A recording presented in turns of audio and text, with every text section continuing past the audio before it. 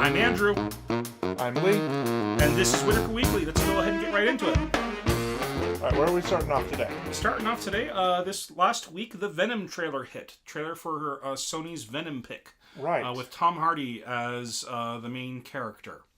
A lot of people online seem to kind of be making fun of the trailer. But I'm just kind of an average movie-going guy.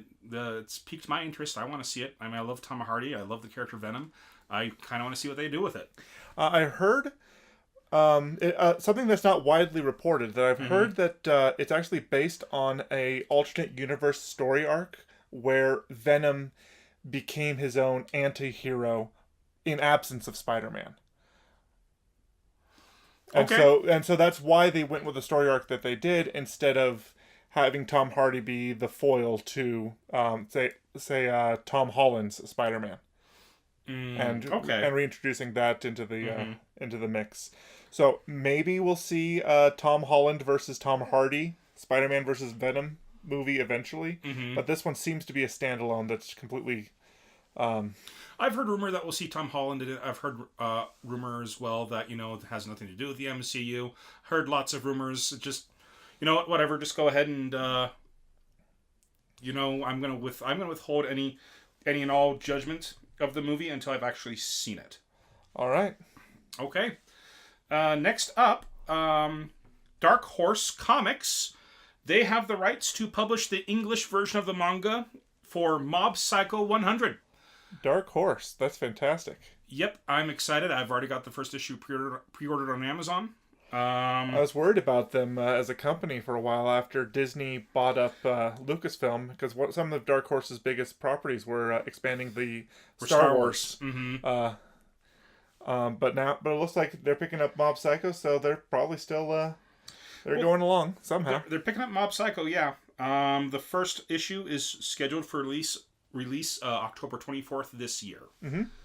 No, I'm excited for it. And speaking of which, I didn't put it on our list to talk about, but there's going to be a live-action Mob Psycho show that's going to be airing on Netflix. I think it's actually coming out in May. It's only for a tiny, the Netflix May trailer only had a couple of seconds of it, and I don't know, maybe just the animation style of the art style of the show won me over. But as I was watching that little bit, I'm just like, no, sorry. Yeah, there does become a problem when you try to adapt anime into other medium that don't have quite as forgiving a gap of suspension of disbelief. Because watching Mob Psycho animation, watching those girls walk around with vegetables for heads, you totally bought it. Yeah, no, because you saw it from his perspective. All those other girls are just vegetables compared to the one girl that he's got a crush on. It's a great little bit. Okay, so next up in news. It's just been announced that the Nintendo Switch console has 8 games that have sold more than 1 million units apiece. And it turns out they are Super Mario Odyssey has sold 10.4 million. Ooh. Mario Kart 8 at 9.2 million. Legend of Zelda Breath of the Wild for 8.4, almost 8.5 million units. Was that just for the Switch, or is that including... This is just for the Switch. Okay, I'm thinking they probably... Well, I'll go ahead and pull it up and take a look at it myself, but I think that number would be bigger if it was a Switch exclusive. But they released it for the Wii U as well. Yes, anyways, yeah. 6 million units for Splatoon. 2.3 million units for 1-2 Switch. 1.85 for ARMS. 1.3 for Xenoblade Chronicles. And 1.26 for Kirby Star Allies. So Nintendo's making a bit of a comeback with this console. Oh, the Switch has been huge for Nintendo. It's awesome. I love my Switch. I play it all the time. So. Okay. What do we got next? Up next, these are a couple of personal things. I picked up issue 11 of The Devil's a Part-Timer. It came out just last week. Issue 11 of the light novel. Hold on, is it 11 or 10? I think it might be 10. Let me double check here. Yeah, so you've been addicted to that light novel. It's just been... I wouldn't go so far as to say addicted. I got the last issue in I got the last issue in November, but I didn't really have the time to read it until last month.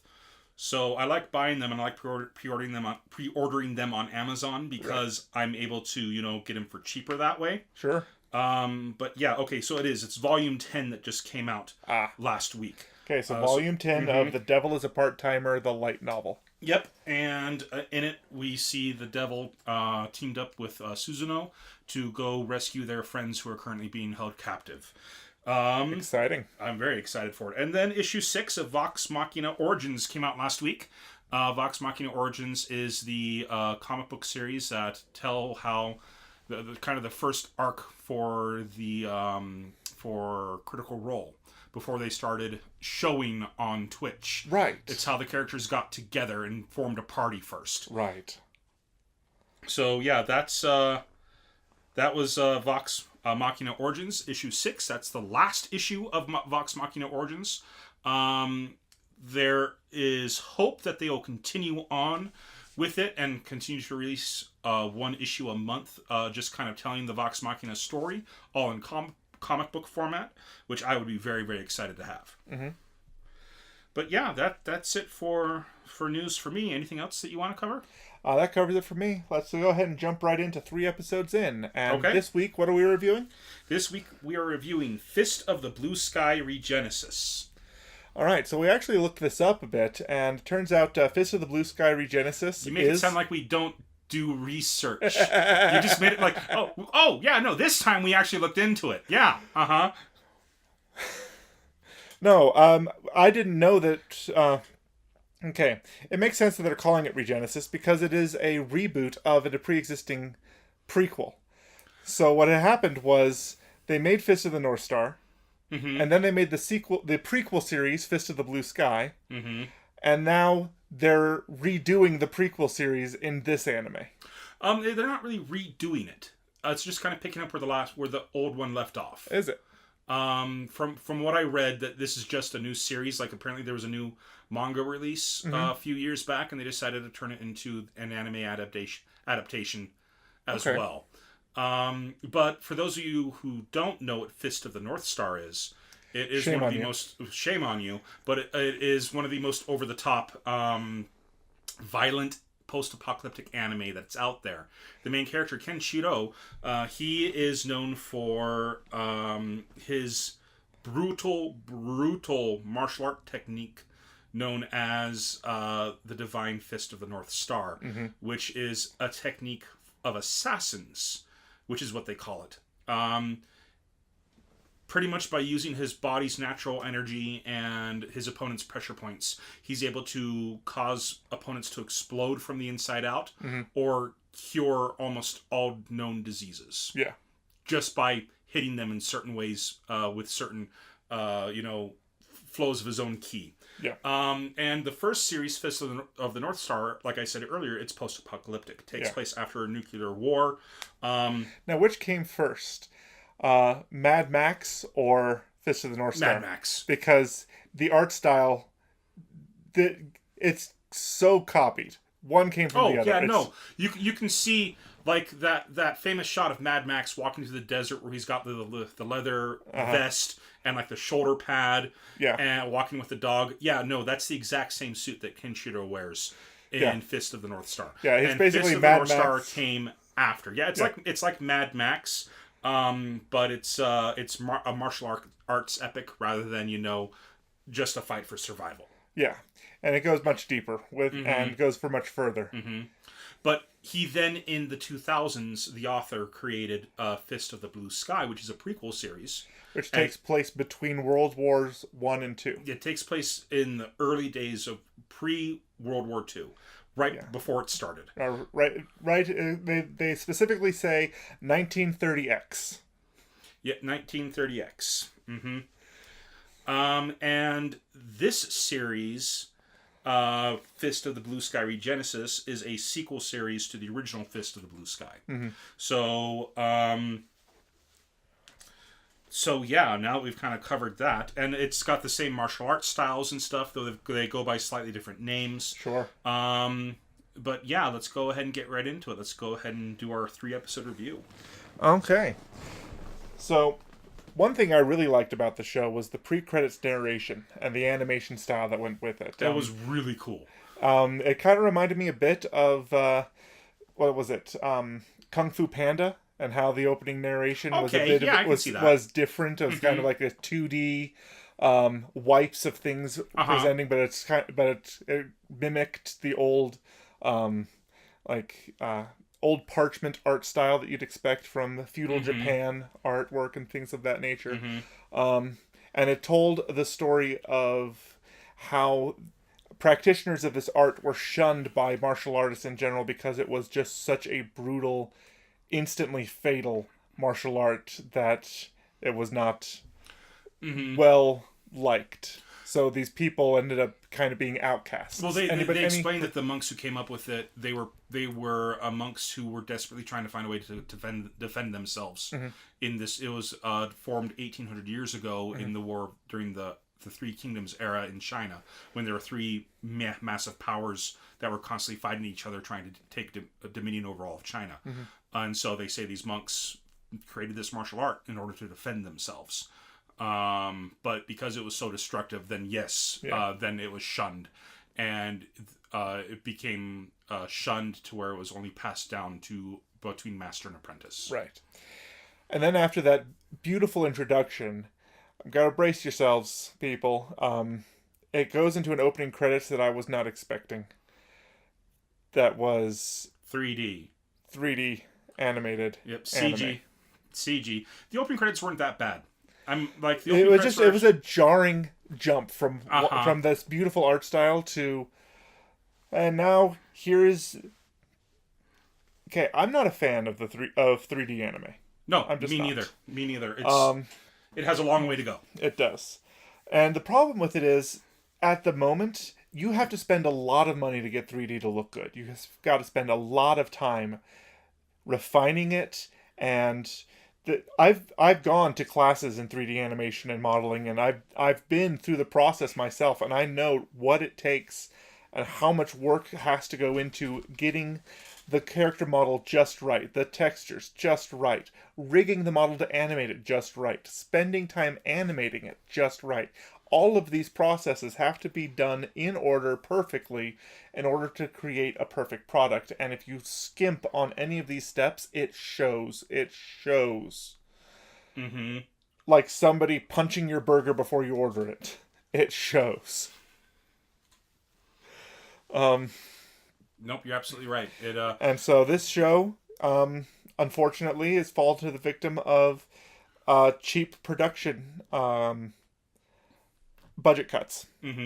So, who knows? Maybe if it gets famous enough in the first season, they'll have the budget to put more into it, like what happened with Ruby. Yeah. And as seasons progressed, they had more and more time and more and more resources to refine the process. Everybody who wasn't a lead character was just like a see-through silhouette. I noticed that though in the first episode of Fist of the Blue Sky, all the I want to say NPCs, but that's not what they are. They're background characters. All the background characters, all the extras and stuff. They're all the same. All the men were the exact same model. All the women were the exact same model. And it starts off with a gang war going off, and you see a bunch of the exact same characters getting shot down multiple times. The first shot of animation of the people walking and congratulating each other was the clunkiest. Just not enough time was spent, and probably didn't have enough. But it's clear. It's very, very clear. And that's very, very sad because the story itself is fairly fascinating so far. Oh, it is. I enjoy the story. I enjoy the characters. It's just the animation quality itself is just... Come on, guys. So the first shot is a bit unforgivable. Watching the animation and seeing things happen. But if you can stomach through it, it gets better. Yes, the CG in the fight scenes, they really dedicated a lot of time to that. That's one of the things that I wrote down that I liked. Yeah. The CG for the fight scenes, it does feel like that they really did put time and effort into making that look smooth, making that look fluid. Right. And maybe I just got used to the jarring animation, but I didn't notice it so much by the end of the third episode. Yeah, maybe. But that being said, it was a very, very rough start after a great opening. Right. So, hit the ground running, and then it stumbled right away. Yeah. Now, something I really like about what was going on is, so they've introduced the fact that there are gang wars in Shanghai. So they're in China with Chinese and people of Chinese and Japanese descent between the world wars. And German and French forces are also involved. So it's a huge geopolitical firestorm as things are happening. And that really brings the characters into, what could become apocalyptic. And for Japan, it actually does become apocalyptic. Because they do get nuked twice. Yeah, but that's not really end of the world. Apocalypse means kind of the end of the world, end of everything type thing. Yeah, they get nuked twice, and I'm not trying to say that's not... I'm not saying that's not horrible, because it was. It was. That being said, it's not apocalyptic. So, anyways. Okay, so... Yeah, no, the political intrigue... One thing that... You can't get away with this in modern American cartoons. You really can't. No. When they show us the German general and then the French general or the officers or whatever, they were such racial slur caricatures. Yeah, they were stereotypes. That being said... The German general was literally a pig man. He was a pig man with tusks coming out of his mouth. But that being said... Licking and fondling his own dagger.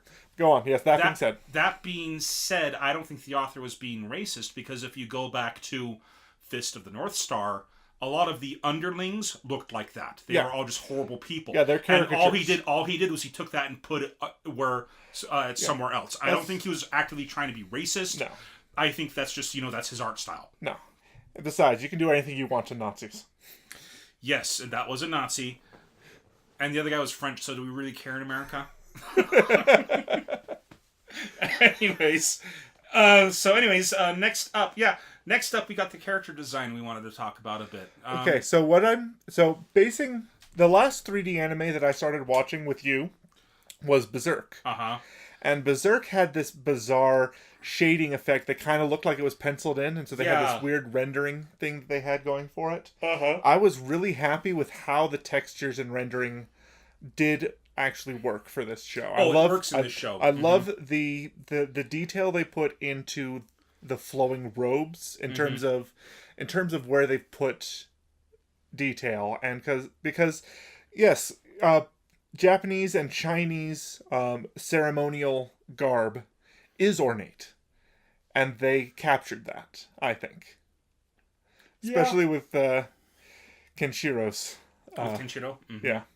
And so I really liked the detail they put into that. How he's barely fitting into his outfit. Oh, just the details on the outfit itself, not necessarily how it fits.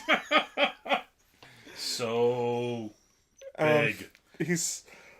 That was one of the other problems I had with the animation and the rigging, is that I don't know if he animates like like an action figure. They've got the articulation of the arms, but his chest doesn't move when you expect him to breathe. Can he breathe with the amount of muscles that he has on his chest? That's the real question. No, he can't, and he's making it worse by smoking. Chain smoking. Lighting 3 cigarettes at once. Anyways. But no, yeah, that was just something I noticed, is that because I actually, some years ago, I went on a tour of a studio here in Utah called Viewpoint Data Labs, and at the time they were working on a version of Gauntlet. Right? Yeah, you were telling me about that. And they had, and they showed me all the rigging that they did for the characters as they breathed, and there's idle animations and all the things that they did, and so I now pay attention to when 3D characters breathe, and he wasn't. He was as static as a plastic He-Man figure. Well, that being said, I don't think I've noticed anime characters breathing or not. A lot of times that they're pretty stoic. Yeah. But when you have So- a 3D character, you expect a little bit more than just stationary stoicism. Okay. Okay. But that said, their character design is designed for stoicism. They're going for the I don't even flinch when bullets graze past me kind of. The overly manly men. The overly manly men. Which I do kind of miss that a little bit in modern anime. A lot of modern anime, they tend to go for the more pretty boy aesthetic. Yes. For their manly men. But yes, this is a clear callback to when men were real men. Women were real women, and small fuzzy creatures from Alpha Centauri were real small fuzzy creatures from Alpha Centauri. Thank you very much. Thank you, Douglas Adams, for that little bit. Anyways, but yeah, no, it's so overly manly, and it embraces it. Like it just takes that testosterone and goes on a marathon with it. You know, it's just it's all over the place. Yeah. Now, I am not as familiar with the original Fist of the North Star as you. I've seen the movie, but I was never involved in the series or the manga or the quantities of content that exceeded just what happened in the movie. The guy with the bandages over his face, is that a character homage to something? He looks familiar. Like, I swear I saw him in the original Fist of the North Star. I'm drawing a blank right now. The only character with bandages all over his body right now is the guy from Rurouni Kenshin. Right, that I remember him. But no, so in this cast of characters, we have a unit of I want to say they're part of the Chinese military, who including Colonel. I want to say Guile. Is that right? Oh, you pull up the names. I took notes on those again. Because I swear it was the same name as the guy from Street Fighter. It's not Guile. But it's something close.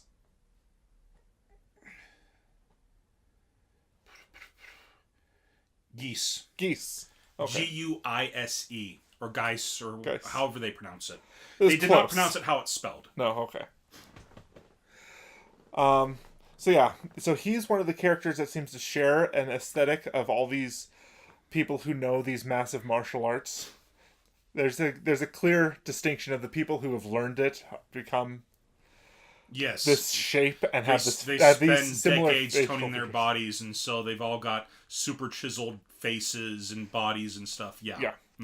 And so those are, I think there were like 4 characters that kind of match that aesthetic. One had the bandages over his face, you couldn't really tell, like maybe he had tried the martial arts and it didn't work out for him. Well, I think we'll find out more about him as the series goes on. He's not really very involved in the beginning. Then there's obviously Kenshiro. And then there is Liu Fein, who is escorting a young girl around for reasons we're about to get into. Yep. And so there's the two, and then there was Guile. Gaius. And okay, so the meat of the story starts when Gaius is walking the streets of Shanghai and is confronted by a man in a hat and a long duster trench coat type overcoat, and they get into a fight. And we don't see what happens in the fight. It cuts away. We hear a scream.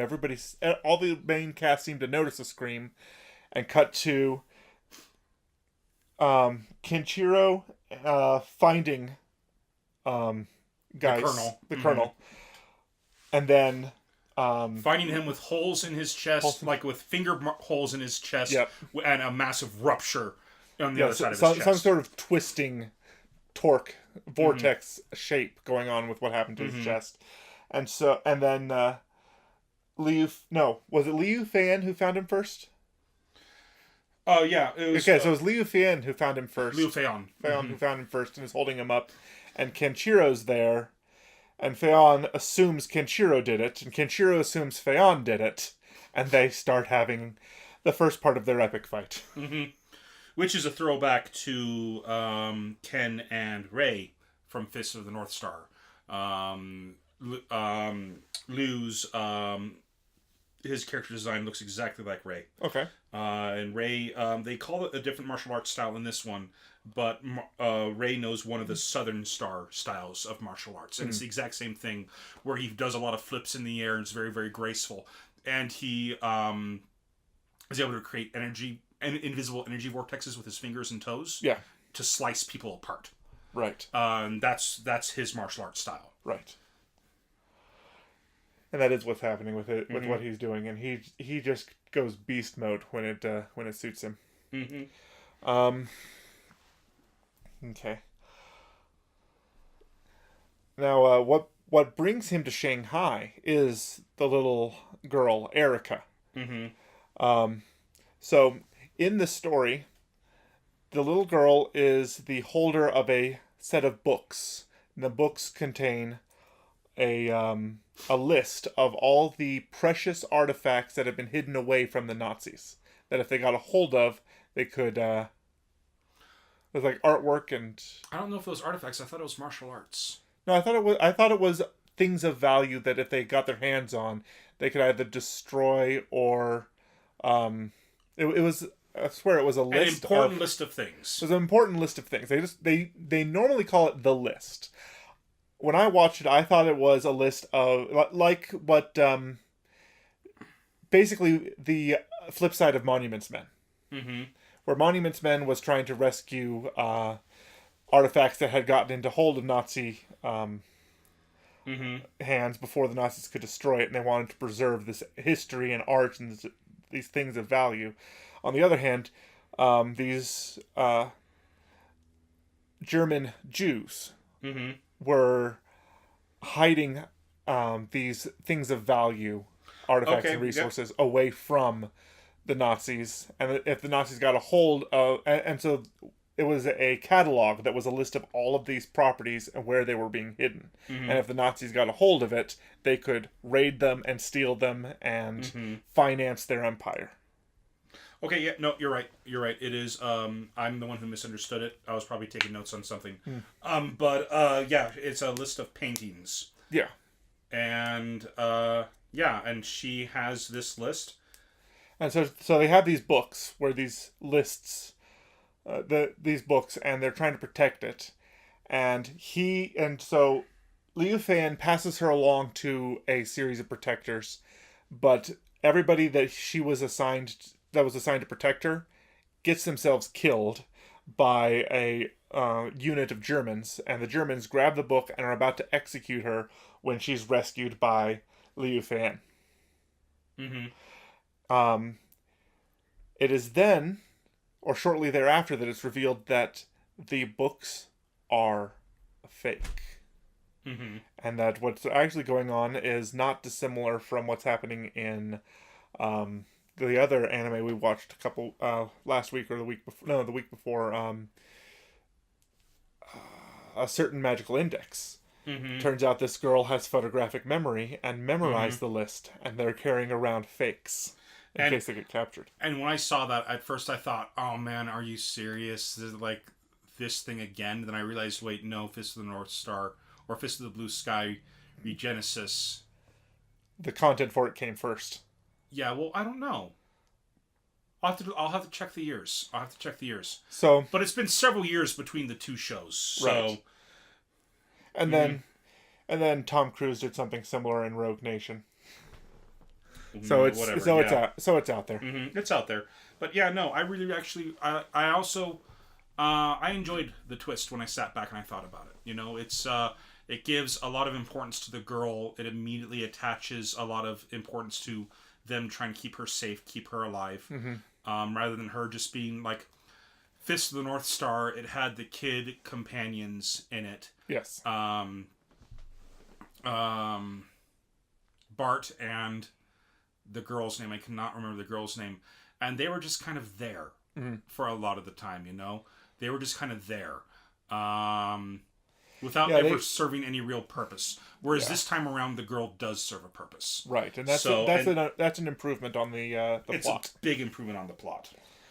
Because those characters are supposed to serve as, viewpoint characters.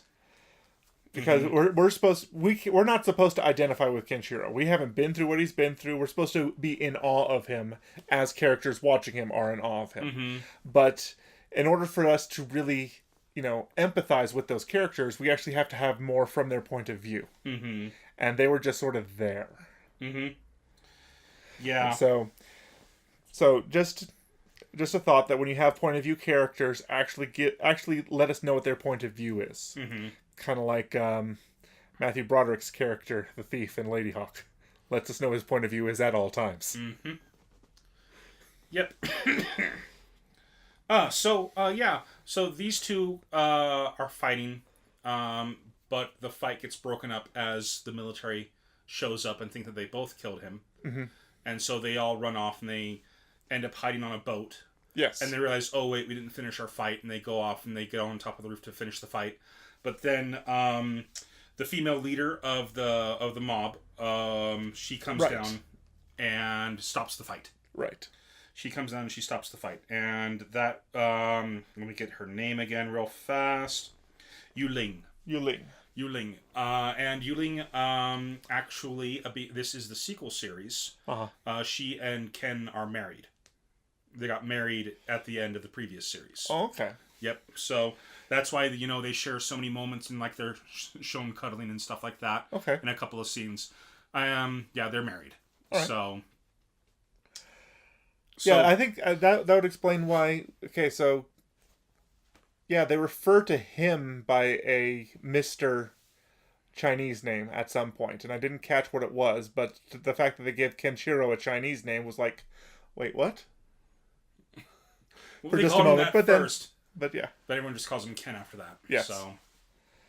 So it might be in relation to a name he had to adopt when he got married or something. So.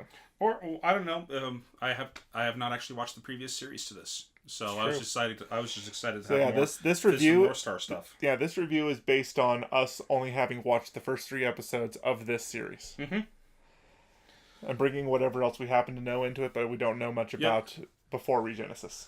And she holds up a gun to Liu's face, which somehow stops him.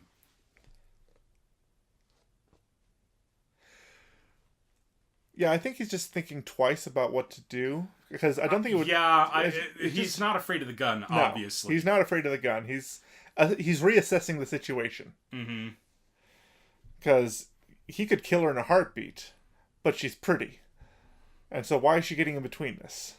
Yeah, she literally jumped right in. Like, she jumped off of a bridge and landed on top of the boat in between the two of them as they were about to go for killing blows. Yes. So either she's incredibly stupid or incredibly brave. It's amazing how often those two would coincide. But they break up the fight and they kind of go into the backstory about how, yeah, we're the people who hired you to bring her to us. And then even after that, Liu takes off because Liu is looking for somebody strong enough to protect. Yes, because he was witness to protect Erica. He was witness to the death of Erica's family and the people around her, and was witness to the death of the people that he had first given Erica to.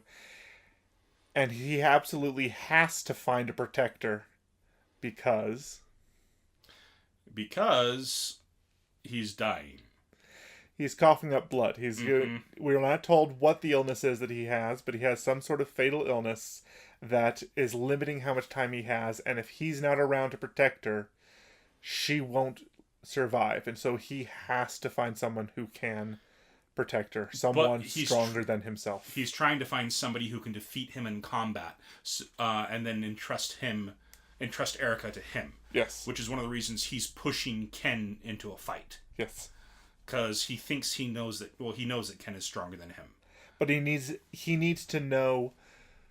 There is an old wisdom that you do not truly know someone until you fight them. And that's what he's doing. He is learning everything he can about Kenshiro and verifying that he is the man that he needs to protect Erica. And so he goes off with Erica, and then he brings Erica back after a little bit. this is after the boat fiasco, where the caricatures of the German officer and the French officer. Actually, the German officer accidentally kills the French officer because he's playing with his knife, and then the French officer, I forget what the French officer does, but the German officer ends up pushing back, but pushes back with his knife in his hand, and then realizes, oh crap, I just stabbed this French officer. Yeah. And then a fight breaks out between those two, and they use that fight to escape. But they and when we say a fight, usually in this context we would talk about fist fights, but really it's just a unit of French soldiers and a unit of German soldiers exchanging gunfire. Yeah. For some reason the German soldiers are all armed with Tommy guns. I don't think that was standard issue, but whatever. It might be. Well, the first scene featured Tommy guns being used by gangsters. Well, yeah, that's and because it's possible that's that the image that you have. That is the image you have, and it's possible that they literally just didn't have the budget for another type of gun. That's really sad. That's really sad. Would it take that much to design another gun? I mean, they have to have models they can already use, but anyways, maybe they used placeholders for a time being and thought, oh, we'll get to changing the gun around, and then never got around to it. But anyways, after the funeral services for the colonel, the woman, I've got to pull up her name again. I'm terrible with Chinese names.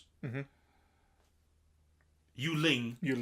Yuling is kneeling in prayer, which is very, very odd for me because she's Chinese. But after reading the wiki article that you sent me, and I looked up the characters and stuff like that, and apparently her character has Christian roots. Okay. So that's why she's actually kneeling in prayer like she does in that scene. And they don't bother explaining it because it's the sequel series. Why bother explaining it? Right. But she's kneeling in prayer, and then Liu shows up again, and he drops off Erica and says, "Take care of her. I'm going to go fight Ken." Yes. And she's like, "Why? Why are you doing that?" And he's like, "Didn't you already resolve the fight?" "Didn't you already resolve the fight?" He's like, "No, we're destined to fight to the death." And that's when I wrote so overly manly. I was just like, I'm a man's man. I have to keep going until I'm dead or my enemies are dead. Just crazy, silly stuff like that. Yeah. And it's demonstrated. He goes after some gangsters and just annihilates them. He goes after the gangsters that Kenshiro is a part of. Like those, that's what draws him out. He's going crazy. Like he's killing a bunch of low-level thugs in like one of their main hideouts. Okay. And so Kenshiro comes up and they start fighting. And this is when I noticed just how much better the CG was in the fight scenes, because the fight between Ken and Liu was really, really good. Yeah. Like, I really enjoyed the fight. The animation quality, the timing, the pacing, all that stuff. It was just a really, really fun fight to watch. And as the fight's going on, Erica wakes up and immediately asks where Leo is. And Yuling says, "Oh, he's gone off to fight Ken." And Erica says, no, he can't. And she explains something to Yuling, and they end up going on to the fight. Yeah. They take a car. They take a car to the fight, and on the ride over there, Erica starts praying, saying, "Please help me to be there for his last moments." Yes. So Erica knows that he's approaching death. Yes. So the fight kind of finishes with Liu taking a hit to try to get at Kenshiro. Ken. And so it's a bit like the end of Excalibur, where he just lets something pass through him as he goes in for the kill. Spoiler alert. On a 40-year-old movie. So that's not 40 years old. It came out the year I was born. And you're 40. I've got some years left before then. Yeah, I know. 3. Anyways. Anyways. Anyways, so yeah, he's got Kenshira's hand through his left shoulder as he's trying to get to Kenshira's neck with his cutting attack. But yeah, he has the hand through his left shoulder, but what's killing him is the sickness. That's just how manly he is. That is how manly he is. That's how manly he is. The only thing that can kill him is this weird sickness that they never even explain what it is. It's just the cough up blood sickness. Mm-hmm. With certain symptoms of deathingitis. Oh, no, wait, that was Excel Saga. Yeah, that was Excel Saga. Anyways, as they're about to kill each other, Erica shows up, and the fight ends, and, blah, blah, blah, blah, blah, all this great stuff happens, and by great stuff I mean... Erica shows up just in time to watch Liu attempt to kill himself with his own martial art power. He's got his fingers right next to his neck, ready to commit ritual suicide, and trade stewardship of Erica over to exchange stewardship of Erica over to before Erica shows up, Liu's about to do his killing blow on Ken. Yeah. But then Ken does the typical Fist of the North Star thing where he just yells and flexes his muscles, and suddenly he starts glowing. And all of his wounds heal. And he's like, "You got nothing on me." And Liu's just like, "Well, yeah, nope, you win." And so he's about to... You win, you can protect her. Yeah, you're stronger than I am, you can protect her. And he's about to kill himself by using his own attack on his neck. And then, Erica shows up. And then Erica shows up, pleading for him to spare himself. And it's a big emotional moment. Kenshiro tells him, live the rest of your life for her. Uh-huh. And that's how... And so... He then stabs him in the head. Yes. With his finger. Yes, he does. And this is one of the things that, again, they didn't really explain, but as I said earlier...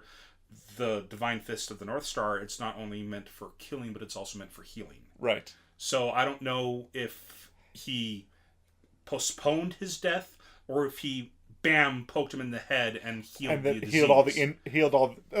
I don't think he healed the disease. I think he healed all the injuries that accrued during the fight. Because he got a lot of cuts and bruises and wounds. So I think he healed him from those injuries, but not from the disease. Possible. I'll have to see more. Well, it's coming. Yeah, it's coming. All right. That's it, though. I mean, negatives about the show, it's the CG, definitely the animation. One of the limitations of the animation that it's a little bit more child-friendly than the original. Because they don't have as much exploding people as the original. The show's just started. Let's give them some time. Well, They may end up having the effect later, but Kenshiro does use his, blow up stuff on some, the generic character. Yeah. And they have something happening where their brain starts swelling, and then, ragdolled. Yeah. Yeah, I'm going to say I kind of was disappointed in that. Yeah. So, I mean, that's one of the things that... You look forward to Fist of the North Star. You go in expecting certain things. It's like going to a Saw movie and then you don't get gore. Yeah. Not that I actually care about Saw. No, not garbage. But yeah, no. It's torture porn. If you're going for it, you're going for what you're going for. Mm-hmm. But there's this great scene in the Fist of the North Star manga where Kenshiro comes up against a guy and chops his face, and his hand, just the side of his hand, has left an imprint on this guy's face where it's all just now bent inwards. Yes. In the exact position of his hand. Yeah. Or the exact shape of the side of his hand. And then the guy falls over and just blows to pieces. Yeah. Now, I can tell you how to do that in CG. There are tools for warping a 3D model in exactly that type of a manner. So recreating that is not that hard. Refining it is. But, but that's not something they even did with this these 3 episodes, is to get into what you can do. Mm-hmm. So, yeah, I mean, maybe they're waiting for the more violent stuff for later on, or maybe they did just decide to tone it down, which is that's just weird for me. Why would you do a Fist of the North Star series and tone down the violence? Right. I mean, they had Shin Fist of the North Star, which was announced while I was actually in Japan, and it was done by the same studio that did the remake of Vampire Hunter D. Uh huh. Or not the remake, I guess it's more of a sequel. No, Bloodlust? Yeah, Bloodlust. Vampire Hunter D Bloodlust. Yeah, they did Vampire Hunter D Bloodlust. I guess it kind of was a remake, wasn't it? Well, but anyways, it's done by the same studio, Okay. and they completely embraced the violence. Like, Right. you see the individual teeth from mouths and stuff as they explode. Right. It is not intended for younger audiences. No. It is more for the older people. Because even in the old anime, the one that was made in the 80s, whenever somebody blows up, the screen goes either red or they or do blue a graphic silhouette. And then they make a white silhouette or a black silhouette against that background and showing what's happening, but none of the gory details. No, but what happens to their silhouette ripping apart, exploding, and just doing different inhuman monsters. While the person is screaming for his life. Yes. But it's okay because they're bad people that this is happening to. Whoops, there goes my tablet. But it's bad people that it's happening to, so it's okay. That's one of the coolest things about Kenshiro is that he's got a heart of gold. That's why people love him so much he is he's a badass. I mean, he is a cold stone killer, but he doesn't use his abilities unless it's on somebody who deserves it. Yeah. So yeah. Anyways, I'm a big Fist of the North Star fan. I will say this did leave me wishing for more. Feeling a bit lackluster compared to the other Fist of the North Star stuff. I'm willing to give it a couple more episodes though, just to see where they go, see what goes with it. But yeah, what about you? What are your thoughts? You know what? I'm thinking if someone recommends that and demonstrates that it does get better, I'll go back to it. But for me, it's not something I'm going to put time into. Okay. Yeah, I mean, there's other things to watch. I want to see where it goes. Want to see if they still improve it. Right. So I may give it a couple more episodes, but at the same time, it's not high on my list. I've got a lot of other things I need to watch and things I need to work on. But anyways, that's it for Fist of the Blue Sky Regenesis. What are we going to be watching next week? Next week, we are watching Magical Girl Ore. And Ore is me in Japanese. So it's a rude casual way of saying myself, me. So usually myself, reserved for boys. Yes. So some translations of the title are Magical Girl Boy, because the original Japanese is Maho Shoujo Ore. Maho Shoujo Ore, which means Magical Girl Me. Magical Girl Me. Me in the masculine. Mm-hmm. So Magical Garu Ore.